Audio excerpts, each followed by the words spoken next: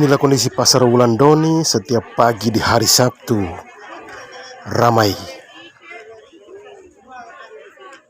Orang-orang dari pegunungan sudah datang dan duduk menjaga barang bawaannya.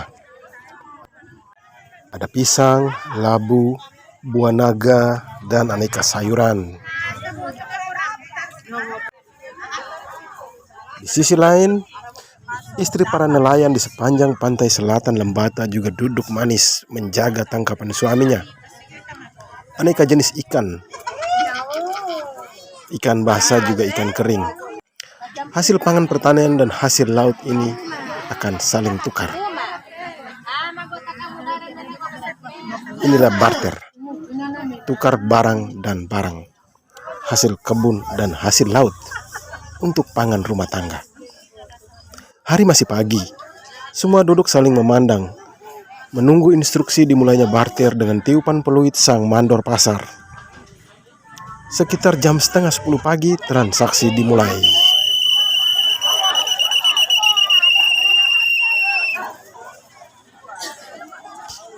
Peluit panjang, nah akhirnya dimulai.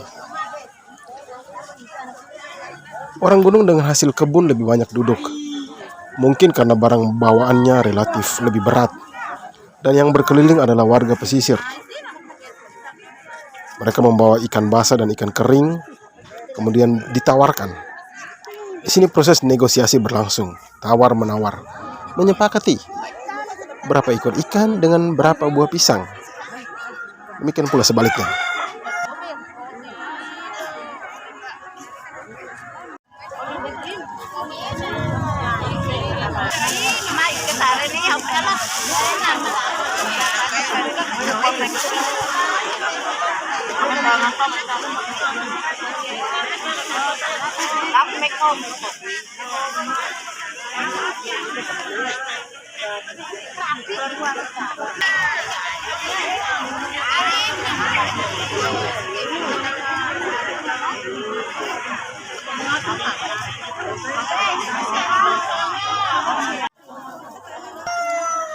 Kebiasaan barter ini sudah ada turun-temurun.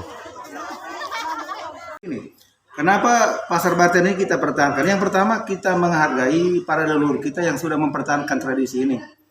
Ya, tukar barang dengan tukar barang. Sebenarnya kalau kita pikir secara sederhana ya, di era semodern ini, secanggih ini kan sebenarnya kalau kita mempertahankan sangat susah. Tapi karena bagaimana pemerintah Desa Wulandoni berpikir bagaimana cara kita mempertahankan budaya kita ini.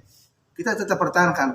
Artinya begini, bahwa dengan mempertahankan budaya ini lalu pasar ini memobilisasi sekitar 15 desa dari Kecamatan Wulandoni sampai dengan sekarang ini 15 desa dari Kecamatan Wulandoni, sekitar 2 desa dari Kecamatan Nagabutun, 2 atau 3 desa, dari Ngebatukan itu 1, 2, 3, 4 desa, dari Atadei 4 desa, 4 atau 5 desa, cukup banyak. Jadi dia memobilisasi untuk 4 kecamatan, Nagabutun, Wulandoni, Atadei dengan Ngebatukan. Artinya mempertahankan keunikan barter ini kita harus pertahankan. Dengan orang semua datang tukar menukar di pasar dengan gaya bahasanya masing-masing. Tapi karena sudah terbiasa dari nenek moyang, maka semua bahasa dengan datang tawar menawar dengan bahasanya masing-masing. Dari Tapobare dengan bahasanya, dari Por dengan bahasanya, dari Atadi dengan bahasa, dari gunung, dari Lebuka dan Belam. Tapi karena sudah terbiasa maka bahasa itu dimengerti oleh semua. Ya. Kalau pasar ini tidak ada, roda perekonomiannya itu agak mundur. Karena begini, sebenarnya dulu itu pasar ini terkontaminasi dengan penjualan barang dengan menggunakan uang. Tapi kita pemerintah desa pada tahun 2012 kita sudah pindahkan pasar modern, pasar sembakonya di sebelah bawah jalan seperti Bapak lihat di sebelah jalan ini dengan menggunakan uang. Sementara dengan menggunakan tukar barang dengan tukar itu barang dengan barang itu ada di sebelah atas ini. Harganya harga tukarnya itu berubah karena itu misalnya? Tidak, kalau saya tahu saya dulu saya sewaktu saya masih kecil itu biasanya satu ikan itu 6 jagung atau 6 pisang. Tapi sekarang sudah naik lagi sekitar satu ikan dia dengan 12 jagung atau 12 pisang. Begitu. Jadi hasil panen di laut dan hasil panen di gunung itu ikut mempengaruhi nilai itu ya? Iya. Nilai barang yang dinegosiasi ya? Nah, dinegosiasikan. Nah kalau desa sendiri punya program tentang soal ketahanan pangan ada? Ada.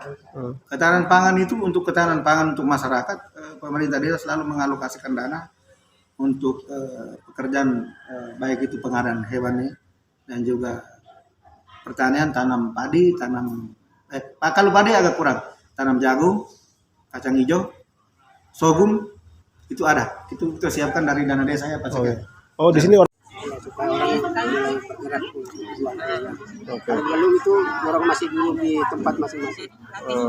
Jadi macam orang dari Lamara atau dari Bulan Kera, orang datang itu untuk jual beli sama itu barang barter kan, buka pisang, barang barter itu. Barter biasa punya istri, jadi ada sini kan dia sudah jalan. Istri barter apa tadi? Jual pisang. Istri jual pisang. Oh, tukar ikan. Oke. Berarti bapak mereka di rumah tidak pernah keluarkan uang untuk beli ikan ya? Iya. Ada tapi kalau ikan kering ini macam pasar begini pisang, Berarti uangnya ada di kebun ya? Uang ikannya ada di kebun ya? Oke. 4 kecamatan itu di beberapa desa itu memang mereka sangat membutuhkan bagaimana barang dan barang, tukar barang dan barang. Susah untuk mereka hilangkan karena dari baik pelaku, dari nelayan dan petani itu mereka sangat mencintai pasar barternya. Walaupun jauh, Mereka saling membutuhkan ya, ya? mereka sangat membutuhkan sekali. Maksudnya antara mereka kan saling membutuhkan, Sangat membutuhkan. Lalu kita rasa apa karena walaupun bagaimana dari berbagai kecamatan, 4 kecamatan berbagai bahasa, tapi dengan memakai bahasa sendiri itu, bahasa mereka semua mengerti, saling mengerti dengan bahasa. Lalu bagaimana cara tukar menukarnya dengan macam dari nelayan ikan, 1 potong ikan atau 1 ekor ikan dengan barteran hasil taninya. Dulu 6 yang biasa orang bilang 1 mongan. Nah, itu ikan 1 ekor, hasil taninya misalnya jagung 6 bulir. Nah, tapi kita lihat dari perkembangan mereka punya perkembangan hasil panennya. Misalnya ikannya, yang tadi seperti yang disampaikan tadi, ikannya kalau memang ikannya setengah mati maka dia pasti ikannya mahalnya karena mungkin ikan 1 ekor tapi hasil taninya misalnya jagung 6 bulir tadi dinaikkan jadi 12 bulir. Begitu pula sebaliknya. Hasil dari petani punya. Bapak berarti pasar ini dia hidup dan dia ada terus dipertahankan karena yang ditukar ini bahan pangan ya sebenarnya. Bahan yang paling inti dibutuhkan satu kebutuhan pokok ya. Untuk pelaku pasar khususnya petani memang ada dia punya lokasi lahan mendukung. Tapi bagaimana lahan itu bisa mereka olahkan untuk bisa mendapatkan uang dengan baiklah, bisa membantu mereka punya pendapatan. Nah justru pasar ini, pasar barter ini, artinya mereka tidak kasih keluarkan uang, tapi dengan adanya barang ikan tadi yang dengan nilai uang, tapi barangnya mereka barang yang bisa dapat ikan seperti itu. Tidak mungkin tiap hari kita makan ikan kosong ya.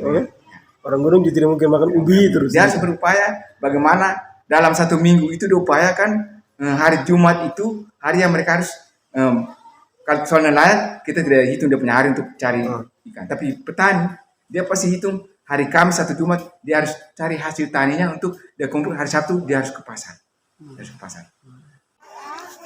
Bagi warga setempat, barter adalah pilihan yang lebih hemat.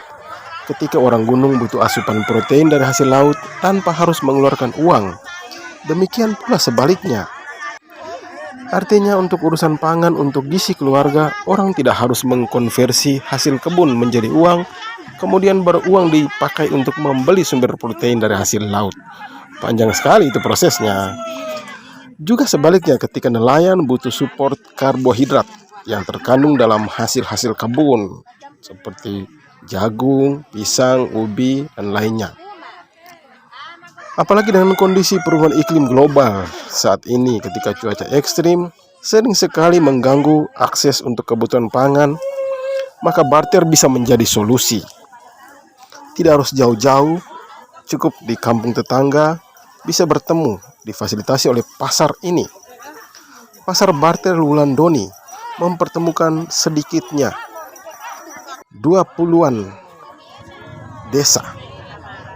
Penduduk dari 20-an desa tersebut dengan berbagai latar belakang baik petani maupun nelayan datang berkumpul dan saling bertukar di sini.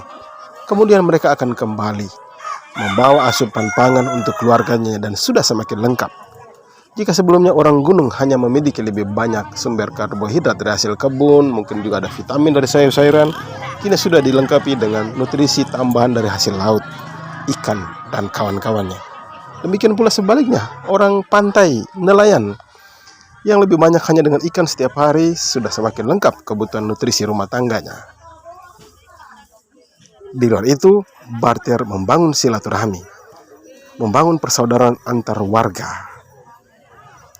TV Bekas berbagi cerita untuk kita sekalian. Nah, ada ayam berkokok itu, satu jenis protein.